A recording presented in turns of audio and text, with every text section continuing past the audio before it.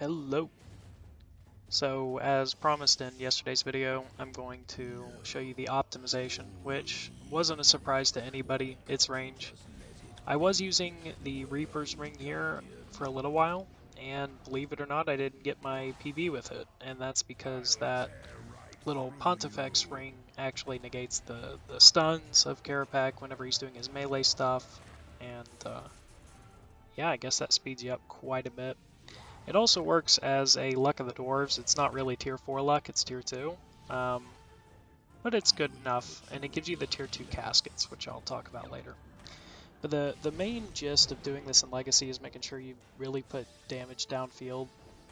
Poison is huge. I used Quorum Incense Sticks with Weapon Poison plus plus plus to make sure that I was constantly putting damage down. I would say that you could still avoid the lightning and phase him fast enough if you were using a Bandos book, which I'm going to be trying at a later time. Like, I don't care about the actual kill speed of it, as long as I'm not having to deal with that lightning, because it's ridiculous. If you've tried it, you know that even where it's invisible, you can't avoid it. The hitbox is massive, and I don't have Surge, so I'm not even going to try.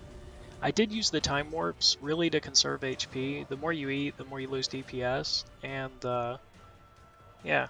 And whenever you're using time warps, just make sure to spam click them. Honestly, this wouldn't be a bad boss where I'd honestly recommend auto retaliate, which is totally against everything I know for all the other bosses. But once you can get rid of the stuns, as you can see, it's really quick. Just making sure your health is up, trying to use every chance you can to eat, and that's usually when I did eat, is when he slammed, because that kind of pauses his phasing. That kind of pauses my DPS, and it won't really affect the lightning, it'll affect the kill time. So if I really need to sit there and wait, I can let the Enhanced Devoted perk kick in, and when it hits a bunch of ones, usually a couple combo eats and you're back to full HP. Yeah. But the big thing was getting this without a yak. I'm sure Steel Titan would be better here, but I didn't have any pouches or scrolls, so I'm going to be trying that to speed it up.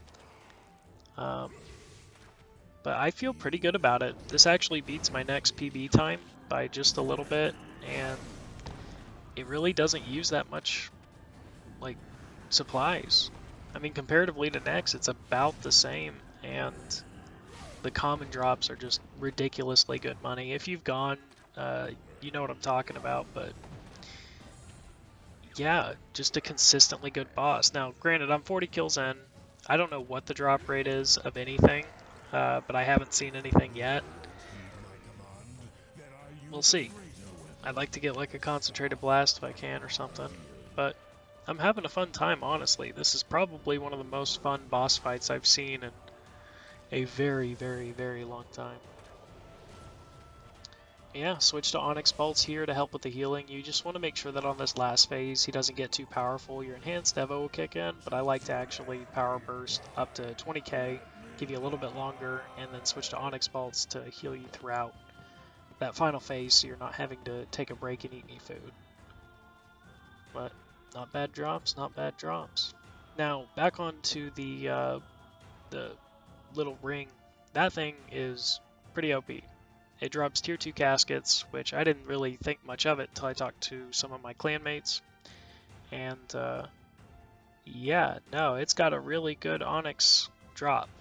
Like, one of my friends in the clan said he got maybe, I think it was like 2 and maybe 8 or 9. And I only had 4 of these things since I started wearing the Signet ring. And I got 1. I wasn't recording, but there it is. And the rest of it was pretty garbage. Yeah. Hope this helps any Legacy players trying to optimize their kills. If you find something else that might speed it up, please leave it in the comments. Thanks for watching.